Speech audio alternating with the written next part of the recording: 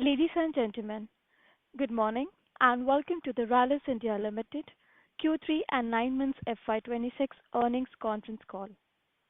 As a reminder, all participant lines will be in the listen-only mode. There will be an opportunity for you to ask questions after the presentation concludes. Should you need assistance during this conference call, please signal an operator by pressing star, then zero on your touchtone phone. We have with us today Dr. Gyanendra Shukla, Managing Director and CEO, and Mr. Bhaskar Swaminathan, Chief Financial Officer. Before we begin, I would like to mention that some of the statements made in today's discussion may be forward-looking in nature and may involve risk and uncertainties. A detailed statement in this regard is available in the results presentation. Please note that this conference is being recorded. I now invite Dr. Shukla to begin with the proceedings of the call. Thank you and over to you, sir. Thank you. Good morning, everyone, and thank you for joining us today on Rallis India Limited's Q3 and 9-month fiscal year 26 earning call. As mentioned, I have alongside myself our CFO, Mr. Bhaskar Swaminathan. Let me begin by discussing the industry landscape, post which I'll discuss Rallis' specific developments. Talking about domestic market, agrochemical demand generally remains weak due to stressed demand drivers, particularly weather issues and low crop prices leading to industry-wide volume decline. Farmer interest in purchasing high-value product dropped due to lower crop and horticultural prices. South and West India saw some demand decline, while East and North remains stable. According to official data, all kharif crops, barring paddy, ruled 9 to 30% below the respective minimum support prices during harvesting period October to December 25. Rabi acreage is marginally higher year on year, and channel stocks are slightly elevated. Official dashboard confirms Rabi acreage is up by 3% approximately for wheat, oilseed and pulses as of Jan 26 first week data, which is supportive for Q4 sell-out and early kharif placement. The sector is on track for 3 to 4% growth in fiscal year 26 to about 9.6 to $10 billion. Seed category remains a structural 5 to 10% CAGR story. Volumes will benefit from a stronger acreage and moisture, but margins are expected to remain stable to soft. The market should favor low-cost producers with export breadth and tight working capital discipline. Pricing power, as we speak, stays limited as global competition intensifies with China continues the primary supplier, capping realizations. Rapid resets in key technicals, particularly glyphosate, glufosinate, and paraquat can reprice on hand inventory and compress margins. Export volumes are improving as inventories normalize, but realizations remain capped. Weaker currency would cushion margins but not offset broad price pressure. On the weather side, El Nino Southern Oscillation is expected to run neutral through winter, reducing tail risk from extreme anomalies. IMD guidance points to neutral ENSO, which is El Nino's Southern Oscillation, normal through December, Jan, Feb 26. Negative IOD is weakening, less chances of disruptive extremes. So that's a good news relatively. The draft pesticide management bill 2025 refreshing quality control, lab accreditation, digital traceability and stiffer penalties is a structural positive for organized players. Proposed seed bills measures, which include registration QR, tagging, keep compliance in focus and raise barriers to entry particularly to smaller players over the medium term. Global agrochemical market, particularly crop protection market, is valued at approximately $75 billion in 2025, is projected to keep growing at the CAGR of about 5% onward. Herbicide globally is the major category, followed by insecticide and fungicides. Upside potential hinges on expanded acres in Americas and regulatory clarity for new genomic techniques in the EU, while trade policies and Chinese pricing represent key uncertainties. Export recovery is gradual as global inventories normalize. US 2,4-D acid anti-dumping countervailing duties has reset landed cost and reset herbicide trade flows. Global reliance on China persists as it supplies 99% of products like glyphosate outside the US, more than 80% of the glufosinate import and 100% of US atrazine as per the 24-25 data, exposing cost to tariff and policy shift. Chinese producers are pivoting towards branded formulation and overseas registration, increasing competition in value-added generics. This is something watch out for Indian players. Leading seed companies prioritizing disease-resistant, drought-tolerance, and pest-resistant varieties through advanced biotechnology and gene editing innovations. Indian agrochemical exports to key markets like US and Brazil are growing at 5 to 6%, supported by destocking normalizations. USDA WASDA data for December 25 showed an uptick in the stock to use ratio for Indian rice, but little change otherwise. Moving on to Rallis specific developments, we had an encouraging quarter 3 performance despite unseasonal October rains and higher than normal reported crop damage. Our Q3 fiscal year 26 revenue stood at 623 crore versus 522 of Q3 fiscal year 25. Overall EBITDA for Q3 stood at 58 crore, higher by 29% compared to Q3 of the previous year. PAT stood at 2 crore versus 11 crore of Q3 of fiscal year 25, which is 80% lower than the previous year, same year. But then we have to account for exceptional gain, which includes gratuity provision of 40 crore on account of wage code implementation. Otherwise, it is significantly up. Across the technicals portfolio, we are continuously broadening our customer base and securing additional registration with global players to drive share gains. In metribuzin, particularly this year, we have achieved higher volume in Q3, surpassing Q3 of the previous year. Pendimethalin shows promising track with long-term demand remaining steady. Q3 fiscal year 26 volumes have surpassed Q3 fiscal year 25 volumes. So both metri and pendimethalin have done very well. Hexaconazole and acephate volumes had constraints in Q3 in comparison to Q3 of previous fiscal. There has been overall improvement in the capacity utilization. As far as the new launches are concerned, we have launched one herbicide Fateh Next during the quarter for the wheat. In 9 months, if you look at total, we have introduced 9 products. Out of that, 7 were herbicide, 2 were fungicides. We have also launched a new brand called New Code under soil and plant health category. It's a biological platform covering biofertilizer, biostimulant, and biopesticide. Partnership, we have also announced partnership with Parayan Alliance for full page herbicide tolerant rice technology in India. This should help our seed business to remain competitive in the marketplace. We have recently unveiled Idea to Impact platform, which is an open innovation platform to co-create, validate, and scale farmer-centric solutions. It invites startups, researchers, and partners to collaborate with Rallis. We have also, a few days ago, launched an app called Sampark Plus, app for unified field operations. This will act as a demand creation platform, both seed and crop care business.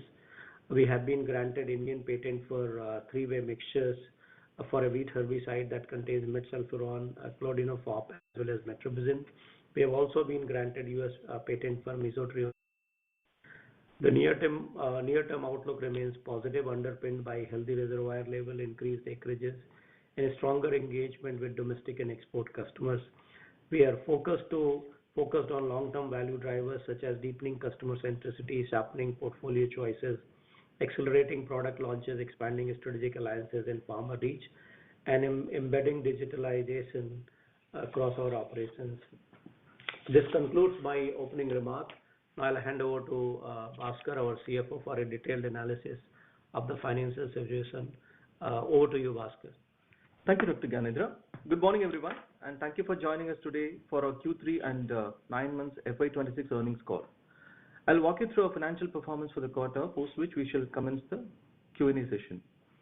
Starting with the top line for the quarter, our Q3 FY26 revenue stood at 623 crore as against 522 crore for the same period last year, resulting in overall growth of 19%. Overall volume growth has been 28% with pricing degrowth by 8%. Overall EBITDA for the Q3 FY26 stood at 58 crores rupees, higher by 29% compared to Q3 of the previous year. Profit after tax at rupees 2 crores versus 11 crore of Q3 FY25, which is 81% lower than the previous year same quarter. Exceptional items include gratuity provision of 40 crore on account of wage code implementation, which has actually resulted into that PAT number. Crop care segment grew by 18% to 560 crore in Q3 FY26 from 492 crore in Q3 FY25, driven by volume expansion, new product promotion, and increased digital engagement. Moving to seeds business, seeds revenue grew by 46% to 43 crores rupees in Q3 FY26 from rupees 30 crore in Q3 FY25, driven by volume growth, mainly due to paddy, mustard, and wheat. In the current quarter, we have achieved healthy product placements in paddy. Soil and plant health category grew by 16% to 73 crore from 62 crore in Q3 FY26 in comparison to Q3 FY25, registering both price and volume growth. We progressed in compliance in majority of the states post successful migration of biostimulant production in-house. Exports, the B2B business top line grew by 73% to rupees 129 crore from rupees 75 crore and has shown promising growth driven by volume growth, expansion in customer base, and driving capacity utilization of our plants. CSM, the CSM business Q3 FY26 revenue also displays positive run rate, lodging 26% growth to 46 crore from 37 crore earlier. Moving into domestic B2C market, 13% growth in Q3 FY26, registering rupees 391 crore revenue vis-a-vis rupees 347 crore in Q3 FY25, which was driven by volume growth of 25%. Volume was driven by strong performance in fungicides, primarily supported by potato and cumin crops. The negative price impact is due to liquidation of near expiry materials. For the 9-month period, top line revenue stood at rupees 2,441 crore, reflecting growth of 9% year on year. Crop care revenue stood at rupees 1,991 crore, reflecting 8% growth year on year, driven by volume expansion despite price softening. Seeds revenue increased to rupees 450 crore, delivering 15% growth year on year, supported by cotton and maize, along with improved contribution from licensed products. The B2C business recorded growth of 3%, delivering rupees 1,401 crore of revenue. The B2B business recorded growth of 22%, delivering rupees 590 crore of revenue, supported by volume growth and expansion of the customer base. In crop care segment, expanding our customer base and product portfolio is strengthening business resilience. We are driving focused execution across the frontline and operations, optimizing the portfolio, rationalizing territories, eliminating overlaps, and simplifying costs across the value chain. We remain disciplined on capital efficiency across both fixed and working capital. In seed segment, our primary focus will center on 5 strategic crops: cotton, maize, millet, mustard, and rice, where selective concentration will drive operational scale and efficiency. We aim to methodically expand our presence across these crops while prioritizing profitability at every stage.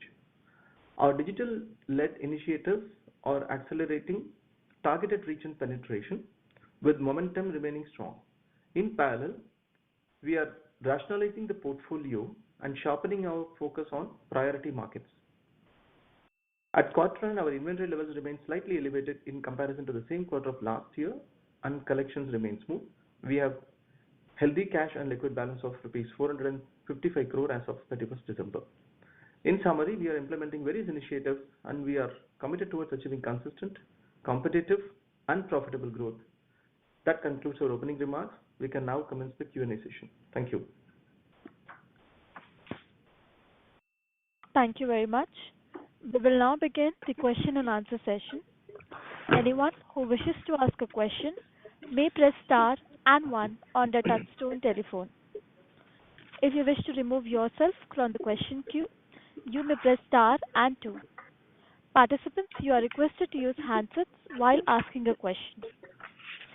Ladies and gentlemen, we will wait for a moment while the question queue assembles.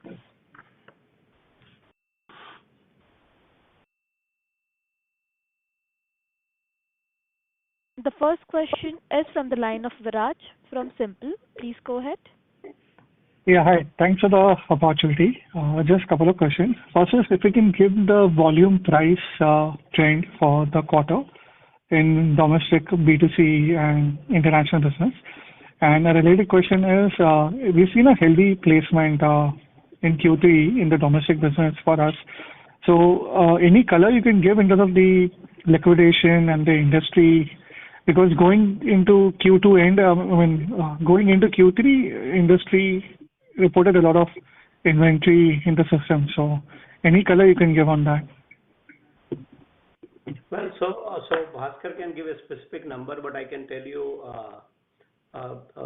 So, for example, there is a significant growth in our seed business compared to the same quarter last year. I think it is all because of the crops we were. This is in spite of there was a weak mustard season, so I think we are in good shape. Our export business also has gone up significantly where there's no risk, right? Our top line in export actually has grown by almost 73%. Seed there was a growth of 46%. Soil and plant health 16%. So all those are good. The only challenge remains sometimes in domestic crop protection. That has grown by 18%, and I think it's combination of our promotional activities, digital engagement, and some of the activities we have been taking. It combines with new launches. So I think we feel confident about what we have placed in the market. We are very careful in the way we track our basically placement and remainder of the inventory. Two things: A, season is still on. A lot of sprays will happen in January, February, and March, so we need to have a inventory in the market. At the same time, we try to look at receivable situation because that's the best indicator of what is happening in the marketplace. At this point of time, it looks in line with what we should be doing. Bhaskar, you want to answer the question on volume and price? I think the question was mainly on how much it is coming from quality of placements as well as in terms of what is coming back. We are quite in control in terms of the returns, and that basically indicates the quality and focus with which we place the market. In terms of the quarter, volume has basically played 12% impact, and price has played a negative 32% impact. Sorry, how much you said on the price? Price about 32% impact, and although it is also offset by cost, a positive of 12%, volume has played 12% positive. So this is for the domestic B2C? Yes. Okay, and on the soil and plant health segment, I think last quarter we were expecting approvals to come maybe by end of Q4 and a normalized environment starting into 2027. So the approval which you have got is just for us or generally for organized players in the industry, everyone. So is the issue by and large addressed for everyone in the space, or we have managed to get an early lead? Yeah, so I think, see, in our agriculture business, what you miss, right? Having said that, whatever regulatory changes happen, they are by and large good for large organized players, and that is reflected in recovery we are having. So here we have grown both in price and volume, and we have been able to migrate our business to actions we taken. For example, one of the biostimulant, we had a challenge, so we have moved the production in-house, and as a result, there is a growth of 16% in quarter 3. I know towards the end of quarter 1 and quarter 2 were very challenging because of the regulatory constraints. So we have addressed most of those issues now. And I guess I cannot really comment about competition, but I'm sure every company is taking such steps. Particularly large organized players, they would like to fix their house. Okay, just last question, I come back in queue. How large is the unorganized market was in the soil and health, segment or the biostimulant space? So see, I think it's a category which has 6, 7 subcategories. I would say very difficult to put number, but there are hundreds of players operating. Let's put it that way, right? The regional players, the national players. I certainly see that number shrinking and more authentic players coming up in the marketplace. Uh, it's very difficult to give you a number, but it's too many. Okay. Thank you. Good luck. Thank you. A reminder to all the participants, you may press star and one to ask a question. The next question is from the line of Arjun Khanna from Kotak Mahindra Asset Management. Please go ahead. Sure. Thank you for taking my question. So the first question is regarding the Chinese VAT rebate, which would be discontinued. Now, some of the products we export, including, say, an acephate or ethylene, etc. So how do you look at it in terms of the impact? I know formulations are not part of this, but in terms of technical exports, how do we see this play out for us going forward? Yeah, so we don't do ethylene, we only do acetate, Okay. we do metribuzin, we do hexaconazole, we do metalaxyl, those kind of products. I think this rebate thing is a new, which is applicable from April. Right. So we have to understand. I certainly believe when they remove the incentive, no, by the month of April, how much they would have already supplied, and have they supplied enough no, to cater to the markets. So I think we have to wait for how it will evolve. I think generally it's a positive movement to say it probably reflects the challenges Chinese companies face in terms of overcapacity, and also maybe this is an attempt by Chinese government to really encourage consolidation of players there, because China has also a lot of players, those who are into technical field, and many of them are actually migrating to what you call registering their own product and participating in direct formulation market. So I think you'll have to wait for some more information to filter in. As I know, it is applicable only from April. Right. But it should certainly lead, I mean, if there's not too much of production happening for a particular AI, it should lead to some price increase and some consolidation in the players. So we've seen a very strong third quarter, albeit the base wasn't extremely high, but yet numbers are very robust. So given that in the fourth quarter, do you anticipate dumping where it may have an impact on a quarter, or that is not something that we are seeing, say, in dispatches for Jan and Feb? No, so I think we have planned for a normal quarter. We don't advance sale, or we don't unnecessarily delay the sale. I think we go by the seasonal demand. I think fourth quarter is an important from A, there is a crop on the ground. B, for us, cotton season begins again. There's some element of when the government announces cotton seed price, because cotton gets planted early in northern part of India, we have to start placing. There's also some bajra seed business which happens in quarter 3. So we have factored everything, which is and there's some maize business as well. So I think we have planned for the normal quarter. Hopefully, we'll be able to sustain some momentum we have created. Sure. So just the final question in terms of our growth going forward. So how do we envisage the deployment of the cash on balance sheet, because that continues to grow? So cash on the balance sheet, obviously, one thing is obviously we need cash to meet our working capital requirement as we grow business. As we said, look, while we do not give a guidance, aspirationally we want to grow in double digit, and we also want to expand our margin.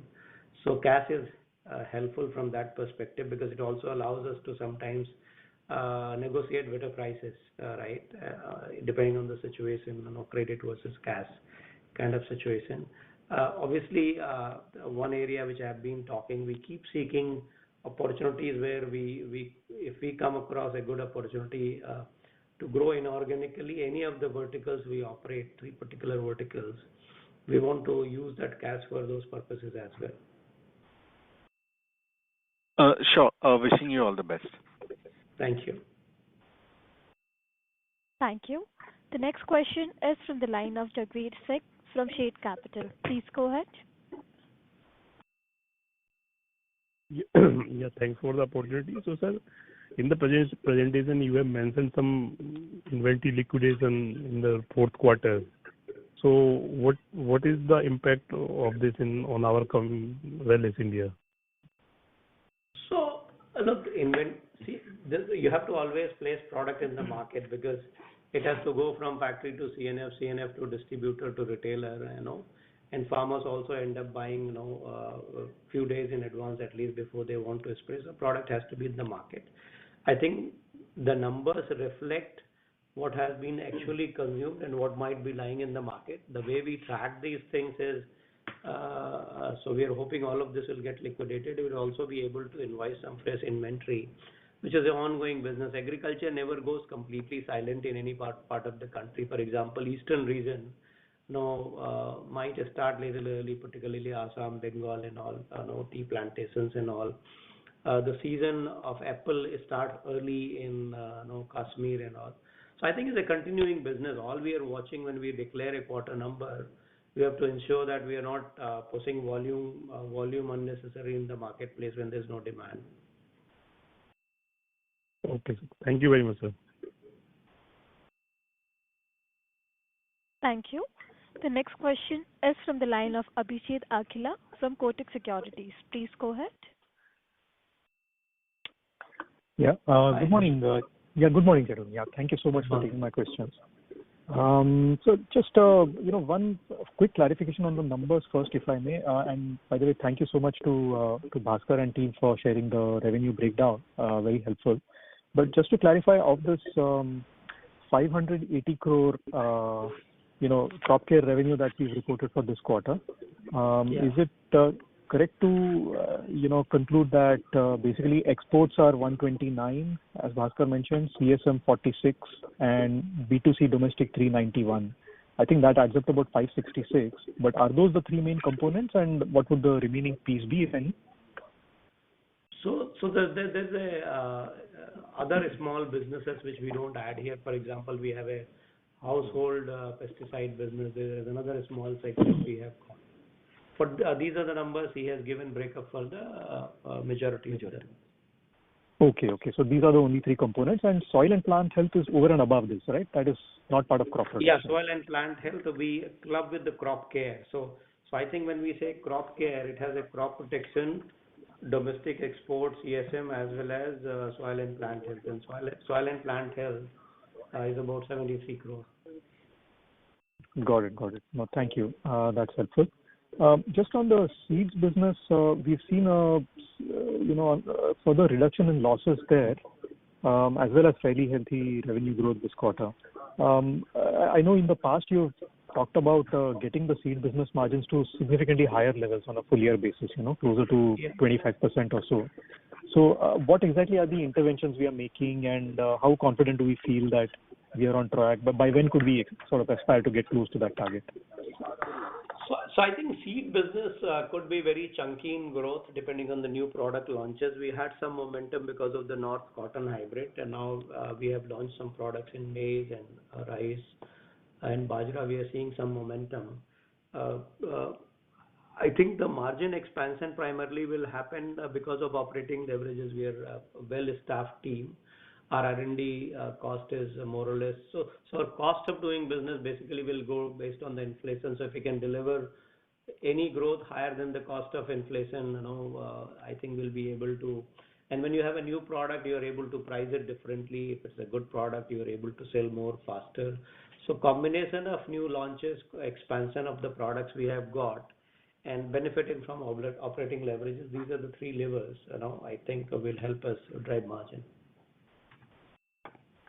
Right. So any sort of aspirational timeline towards getting to that closer to mid-20s kind of margin level?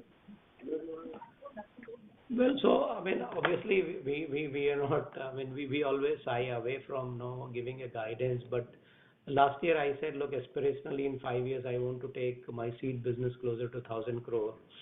Soil and plant health business I want to grow by 4x from where it was 225 crore to 700-800 crore.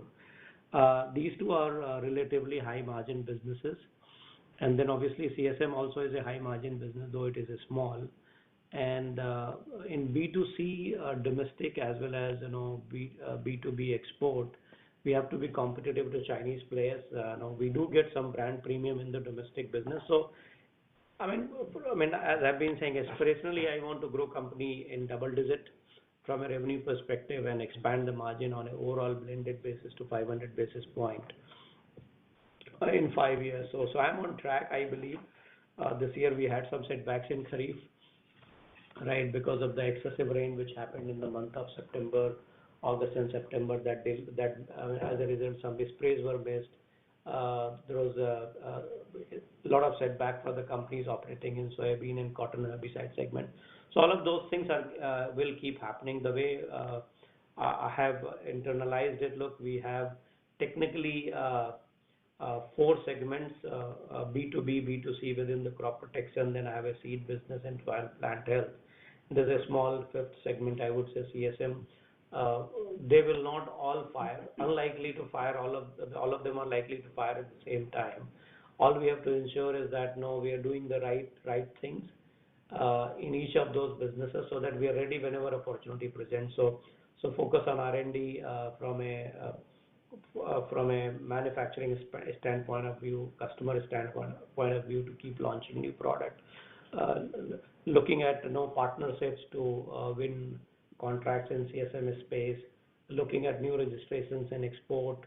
I think those are the things. For example, we launched this platform, Idea to Impact. I think this should help us accelerate innovation because we believe with our brand equity we are able to we have that level of trust within the society where there are a lot of people, those who do innovation, they are not able to scale it up or take it from an idea to a product level because of the resource constraint. I think some of those ideas are also using to really start bringing new product, new ideas. We are spending on digital connect. We talked about Sampark Plus app, which has gone live on Friday. That will make sure the efforts related to very focused, targeted work at the demand generation and connecting those villages we operate all the way up to retailers and distributors. I think those are all the right efforts, and I guess combination of all of that.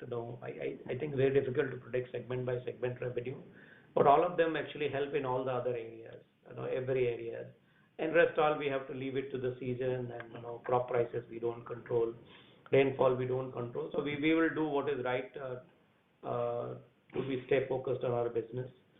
We do what is in our control, right, and then we leave it to the factors and be vigilant in the marketplace so that we are managing our receivables well, we are managing our inventory well without compromising on the growth opportunity.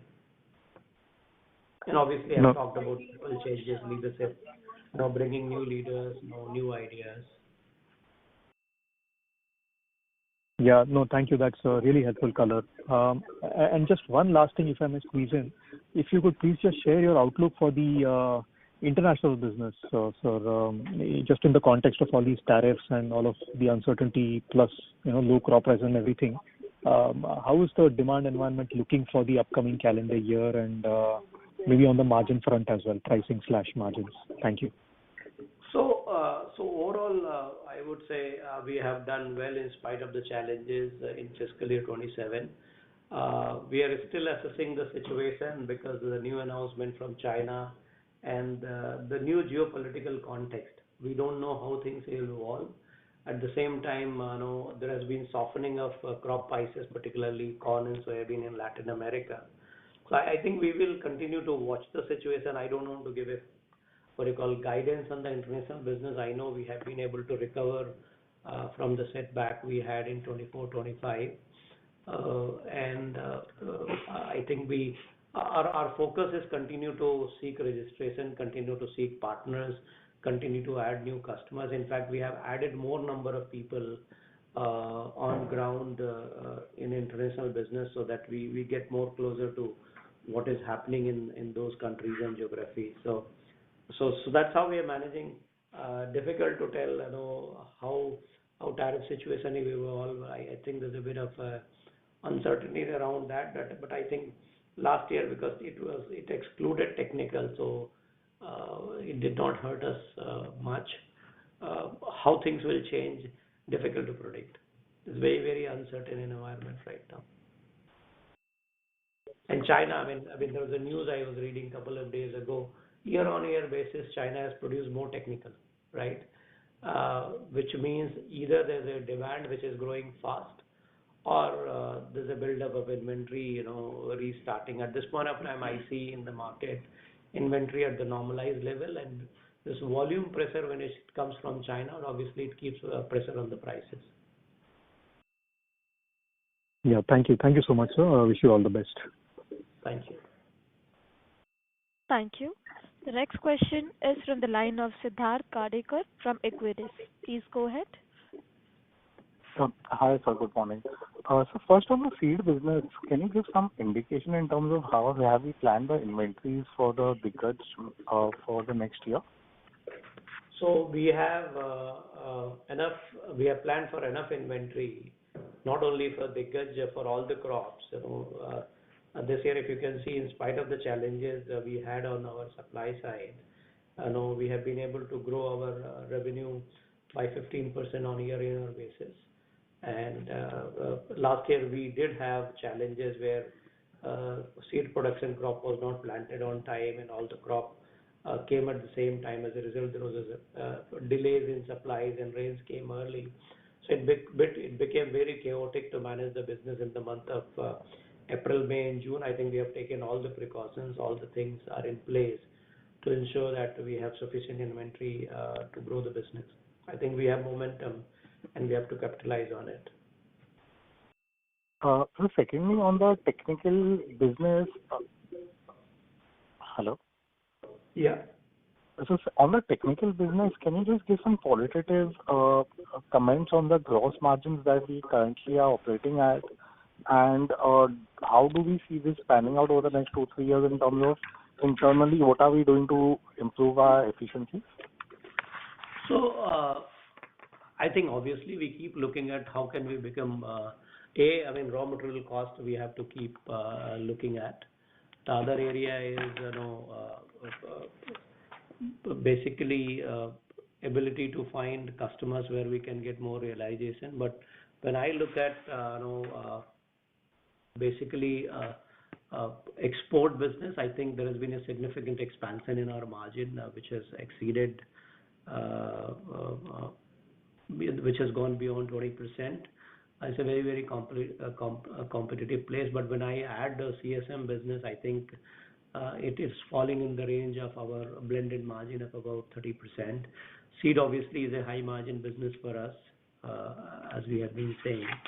And so it's really, I would say, challenges really on the margin front are primarily on export, where we sell what you call catalog product. The other thing we have started doing is also domestic institutional business, which we don't talk. So whatever AIs we produce, we also have opportunity to sell domestically. I think that's most competitive. That's where we make lowest margin, but it ensures that our plants are running, and we improve our capacity utilization. We don't sell on losses. We make probably mid-teens margin, but on an overall basis, if you say B2B business, when you look at the blended margin, it is in excess of 20%. Okay. Thank you so much. Thank you. The next question is from the line of Saurabh Jain from HSBC Mutual Fund. Please go ahead. Thank you for the opportunity. So we appreciate your comments around the strategy to expand the margins by about 500 bips in the next 5 years. But when I compare 9-month to 9-month basis performance, it seems that the gross margins have actually compressed by about 1%, maybe because of rising share of your B2B business. My question is, how would you see these margins, expanding in the near term over the next 1 year or so, and what to drive that margin expansion? Yeah, so I think there are a couple of one-off items we had probably would not have impacted. So, for example, we were planning to launch a insecticide last year, and I keep talking about one product did not go as per the plan, because when final product came out of the factory, there were some quality issues. So as a result, we had to take a provision So a lot of it is actually related to provisions we create for the inventory when it doesn't go as expected, right? Some of it actually, I would say majority of related to that. So when you look at on a what do you call, if you take one-off items, I would say we would have marginally improved. Is it possible to quantify this impact? Yeah, so this impact, if you see, is in excess of 10 crore rupees roughly. Yeah. Oh, 10 crores. Okay. So how would your expectations be for the next year? How much of gross margin expansion you think can come to Rallis on a blended basis? Any insights on that will be useful. One is the gross margin. Other thing is really EBITDA. So when I talk about 500 basis point, we are talking about EBITDA margin improvement, right? And EBITDA margin improvement to me is more important because that's what ultimately translate to PAT and shareholder value creation. Because of diverse nature of business and competitiveness of the competitiveness of the industry, I am not interested in losing on the market share because that's where business starts getting challenging. So we are saying, okay, we can stay in the gross contribution range and marginally improve, but because of the operating leverage, we'll be able to sell more per person or per employee, and as a result, we expand our EBITDA margin. So our fixed cost actually should not grow as fast as your other business contribution comes in. So most of this 500 bips would actually result from operating leverage. Operating leverage. What could be the blended utilizations of our plants? Any insights on that side? So this year it has, all across plants, our utilization has improved, and we are looking at various other initiatives, which I can't say at this point of time. I think this year it has been a significant improvement over last year. Okay. The other question I had, you mentioned that you have been able to bring a bio product in-house that saves you from the regulatory challenges. But can you make a comment on what is the exact status on the regulatory side on the bio fertilizers? How the situation has improved over the last 3 months, and do any significant challenges still remain with the industry on this side? See, I think in countries like India, there'll always be some regulatory challenges because the way our system operates. But I think by and large, I would say we are out of that situation. For us, things are sorted. The other thing which I did mention is that, look, our seed team operates independent of crop care team. We have also launched a new brand for soil and plant health, and within that brand of new code, we have started launching products in different categories of soil and plant health, and we are seeing a good traction. So soil and plant health will have two sales and marketing engine driving the product in the marketplace because there's a significant opportunity to sell to more farmers because there is some uniqueness of distribution and customers are different. Other thing is that it's also better utilization of seed fixed cost because seed team carrying a new brand of soil and plant health, so it gives us volume as well as double leverage. When seed team is able to sell something beyond seed, it also keeps them connected to the farmer because when you have to sell these products, you have to visit more frequently, farmers and retail network. So in a way, I think that solves some of the problem related to soil and plant health. I think smaller players will eventually get weeded out over a period of time. We have, instead of one channel to carry, we have two distinct channels to carry the product, and we keep adding products. So at back end, actually, it's a common back end, but front becomes, you have two opportunities. Okay. So is the registration process and other things are smooth now? Is it working on speed for registering all of these biocide? So you can't say speed, but yes, it is sorted for us. Okay, understood. One last question, if I may.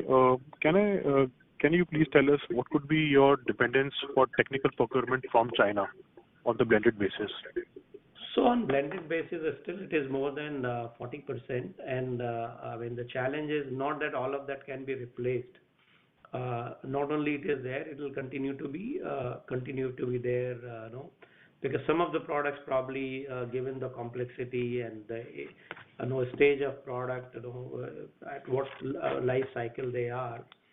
I am not one who says that no, we'll be completely moving away from China. I think we have to have more partners in China to ensure that we continue to have access to products for some of the things we do. So when the China government says they're going to remove the export rebates, Yeah. How much of that exposure would be for you when you think about the procurement from China? This is applicable post-April. So let's wait for more details to emerge. At this point of time, I think it's it's not negative for us. I mean, it's common for everybody. It will not apply only to us. Yeah. Okay. Sure. Thank you so much and all the best. Yeah. Thank you. Thank you. The next question is from the line of Ramesh Shankar Narayan, an individual investor. Please go ahead. Good morning and thank you very much, and congratulations on the performance given the challenging environment. So, if you look at your third quarter B2C growth of 13%, how would it compare with the overall industry growth in the same segment or category? So, it's very difficult to comment about industry because not many people have reported numbers. So I don't want to speculate, but I think generally Ravi has been better compared to previous Ravi. So depending on the portfolio, depending on the crop segment, people operated. For example, I can tell you, so we have done very well in crops like potato and cumin with fungicides and all. But somebody who had a wheat herbicide, a strong portfolio of wheat herbicide companies would have done well. So again, it's crosses. If somebody was depending on the grape, I think grape has been a challenging crop. Cumin area dropped as a result. It has been challenging. So it's very crop specific and portfolio focused. There's no one comment I can make about what is happening in the industry. Different players would have got positively or negatively impacted depending on the crop they participated. Okay, so if you look at your aspiration numbers for seeds and soil and health, what would be the growth capex you have to invest to achieve these numbers, excluding working capital? And in terms of your future, focus on ROCE, would you see these two businesses driving your improvement in ROCE, given the investment you need to do and the kind of growth you can expect in these two businesses? So I think coming back to your question on capex, I think I have said it and I want to reiterate that, look, unless I have a very firm contract to make something for somebody, we are not going to put any significant capex ahead of market demand. I think we have enough steel on the ground. We have enough plants and equipments on the ground to continue to grow. Having said that, there will always be sustenance capex which will continue to be required, and that's all we have planned at this point of time. So on the CSM business, you say the margins around 13%. So if you look at your, again, aspirational targets in CSM, do you see some traction in terms of getting higher value contracts which will improve the margins and return on capital for the CSM business? And what would be the aspirational revenue targets in the next 3 to 5 years, given the kind of opportunity that Indian companies see in CSM overall? So look, when it comes to CSM, there are quite a few established players, and I guess they have built their reputation of being a CSM player. So it's not easy to take away business from them. What we have to see is that what is new coming in terms of patented product or unique opportunities, and that's where we are always in touch with, and we are, I would say, rather more active in keeping in touch with those players. And we do have some small opportunities in hand at this point of time, and they are at a different stages of execution. I think some of those opportunities will start seeing contributing in a small manner from 27 onward, but there's no large big molecule opportunities available even in the market. So, but that business, I think, for example, with our existing partner, there's a new molecule coming. We probably will end up making for them. There are no 500 crore opportunities, I would say, at this point of time, which are available even. Well, thank you very much, Dr. Shukla and Bhaskar. Wish you all the best. Thank you very much. Thank you. Thank you very much. Ladies and gentlemen, we take that as a last question and conclude the question and answer session. On behalf of Rallis India Limited, that concludes this conference. Thank you for joining with us today, and you may now disconnect your lines. Thank you. Thank you. Thanks, everybody.